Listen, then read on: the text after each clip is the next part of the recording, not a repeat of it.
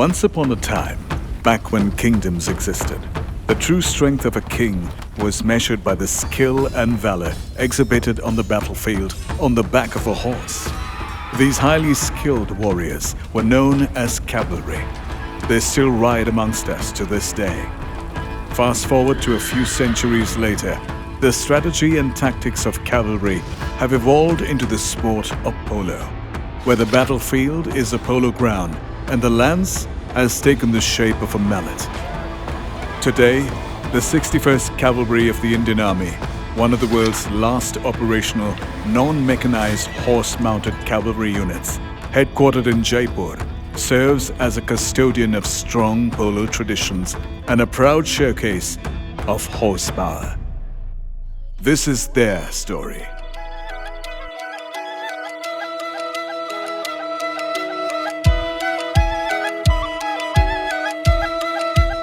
In Jodhpur, polo players pop up like mushrooms.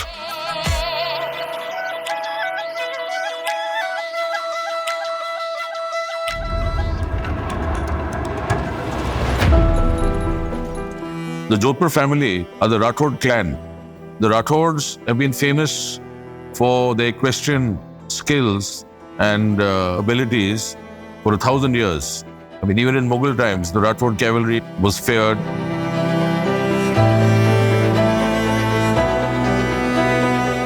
Polo is a kind of legacy of Jodhpur. We were one of the first states that took to it.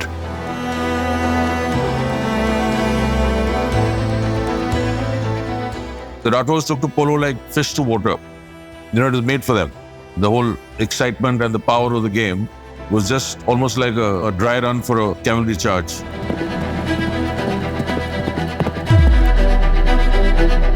Army Polo Ground is the oldest polo ground we have. Too many historic matches have been played there. Churchill was trained here by Sir Pratap and his regiment. And later on, Mountbatten, when he came with the Prince of Wales in 1921, he also played on this ground. And they've both written about it in their memoirs. Polo has a long history. There was also local polo, which was played in the hills, like Manipur, Ladakh, Gilgit, Unza. And it was the British officers who saw the Manipur polo, and they brought it to Calcutta. Calcutta is the oldest polo club in the world of modern polo. So in that respect, you can call it an Indian game. Polo, as you know, is known as the sport of kings. And in India, the polo was played by the princely states and the British cavalry regiments.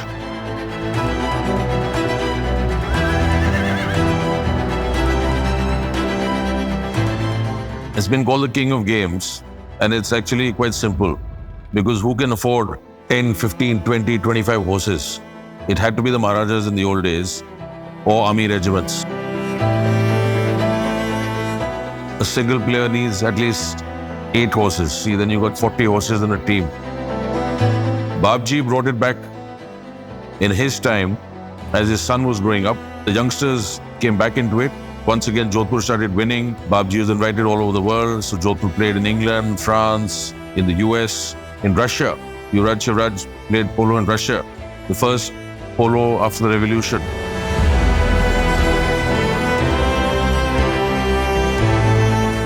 The youngsters are enjoying what Babji and Yuvraj did for them. It requires hard work. And it's not just glamour. You have to work at it, you have to keep your horses. Like my son, he was very regular. He'd get up early in the morning. He'd see to the horses, he'd see to the men. And that's all very important. So that practice and hard work is very important. Of course, it's expensive. So that's the next thing, is to get good horses. And if you can get some sponsorship, that'd be good. As I said before, when I was growing up, civilian polo was almost dead. So it was only the army that kept it going. And in the army, of course, primarily 61st Cavalry.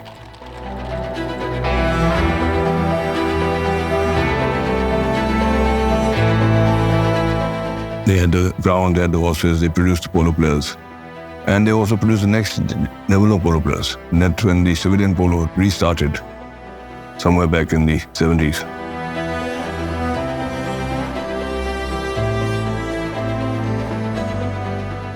So for a good 20-25 years, actually it was the army and particularly the 61st Cavalry that kept polo going. And at that time, all the best polo players were from the 61st Cavalry.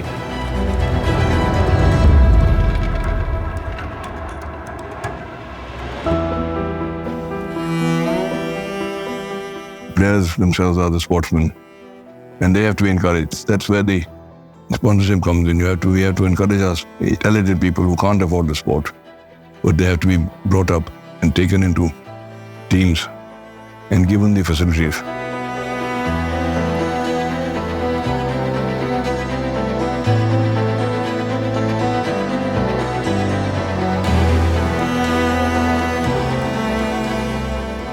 And I'm so happy that Royal Enfield is taking the lead, because this is what is missing. You know, that leadership with a big vision for the entire sport. I know the attitude and the love you put into your bikes and riding is similar with horses and polo. So that's the kind of passion we need again. There are lots of centers, but they're all thinking only about themselves. We have to start thinking about the entire sport again in polo.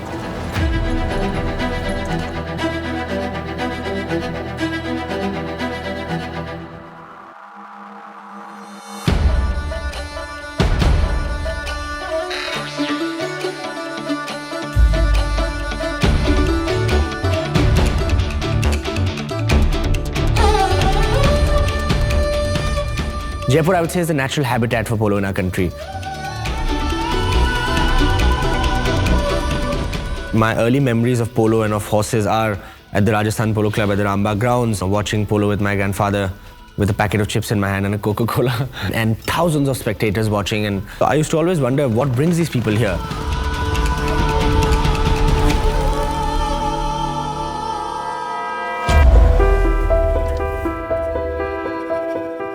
I think that one thing that I was told early on in my career is that to be a good polo player, you have to first be a good horseman. You have to understand the requirements of a horse, what the horse is feeling like.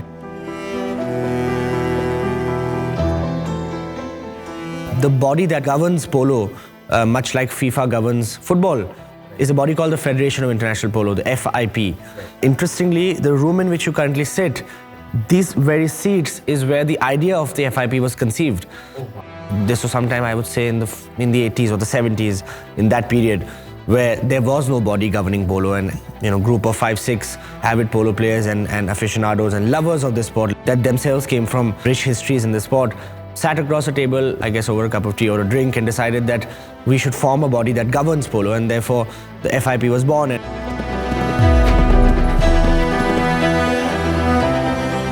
My grandfather went as far as, in fact, donating the Polo World Cup trophy, which was made here in Jaipur and continues to serve as the Polo World Cup trophy. So the Polo World Cup that we currently play is a trophy made in Jaipur by my grandfather, presented by him. So 61st Cavalry very much we feel and we believe is our family regiment. We feel we're part of the cavalry, of the larger cavalry family very much, and we've maintained those ties over the years.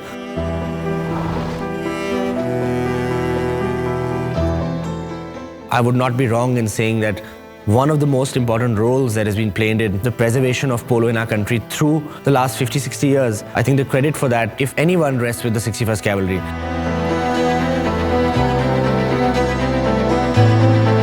I, for one, can relate myself to the cavalry because I've actually grown up practicing and playing polo and playing chakkars at the cavalry facilities here in Jaipur, which were formerly the Kachawa horse facilities. So I think that on behalf of the polo community and on behalf of all the players, we do realize and we are extremely grateful to the cavalry and the Indian Armed Forces for the preservation of this beautiful sport that we all love.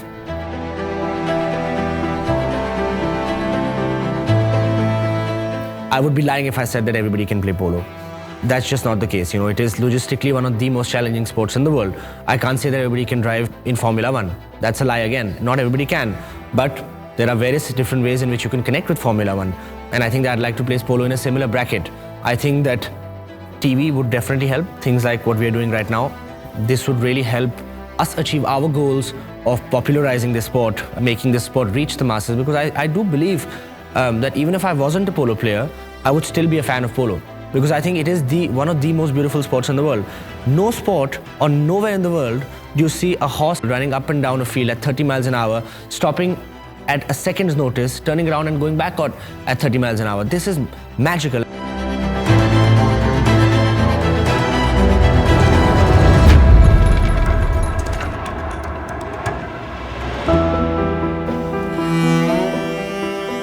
We would like as many people as possible to at least try. And I think that the one thing that has always been an obstacle is there just aren't enough and the right kind of facilities where people can go and learn polo. We have made a start in that direction. We've actually recently just started a polo school again at the Polo Club in the center of Jaipur, where anybody can come at a subsidized rate. I've donated my horses there. So anybody who wants to learn how to play polo can go and pay. It's a few thousand rupees and you get to learn riding and polo. And then whether you want to continue doing that or not is a call that you make for yourselves.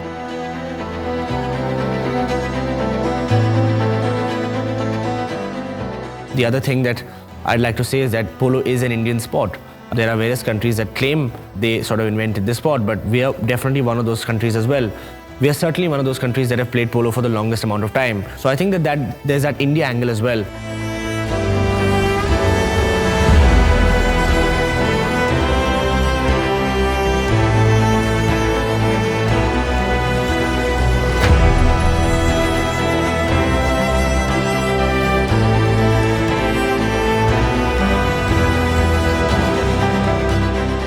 I didn't want to see a polo match, but my dad took me kicking and screaming. I still remember, I was like, I don't want to see polo. I've never heard of it. But my dad just insisted, you have to see one polo match. His Highness was playing, Father was playing, and I was fascinated by him. The way he played, the way he carried the ball, and in just 2 chukkers, I was sure, I want to do what he's doing, for sure. There's nothing else I want to do in this world.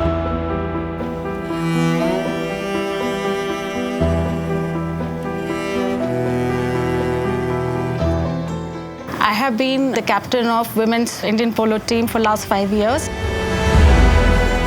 Polo is the only game in the world where men and women can play together. Because this is the only equestrian sport in Olympics also where you have show jumping and equestrian sports where men and women compete and women become winners.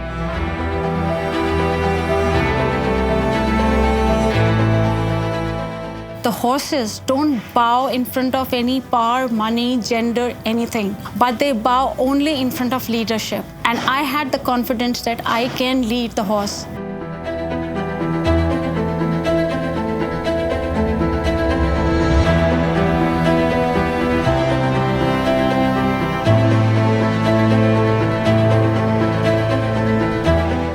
'61 Cavalry is like my second parents. I was commissioned to them in 1962 when I was a young officer.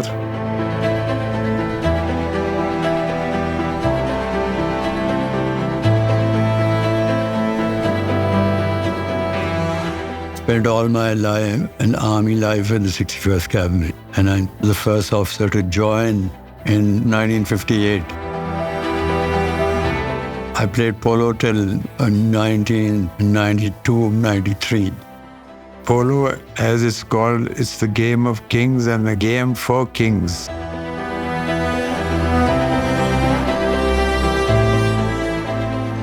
But we were very ordinary officers of the 61st Cavalry who had the good fortune of having horses, and therefore we got to play polo.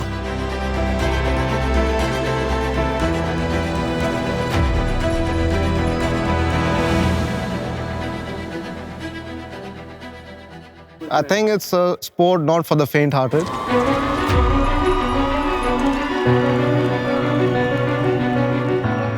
And to take up the game and to come to a top level, it requires hardcore dedication.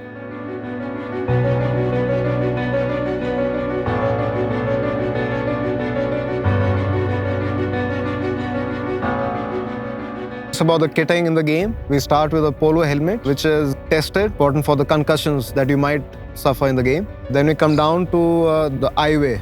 your entire eye region all the way to your temple has to be protected. We come further below, we have knee pads to avoid all injuries to the knee area. Towards the end, we have the polo boots, again of good quality leather, which will avoid a lot of injuries to the shin and below.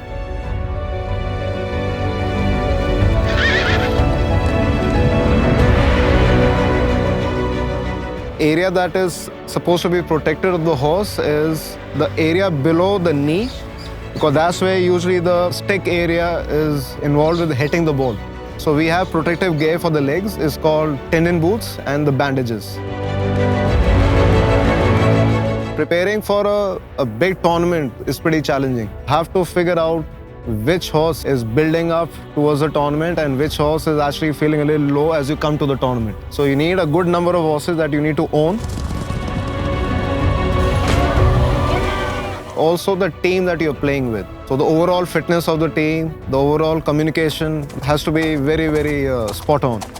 So whatever you figure out as a plan to execute in a tournament, in a game, every game, against different teams, different tactics, everything comes into play. Because I think the cavalry has been a big push, nurturing a lot of young players, a lot of young talent.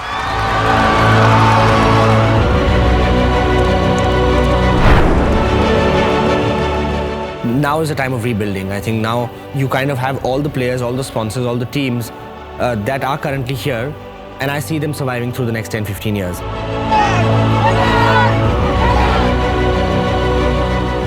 My advice to the young aspiring polo players would be take up the sport if you want to experience something out of this world. It's a game like none other.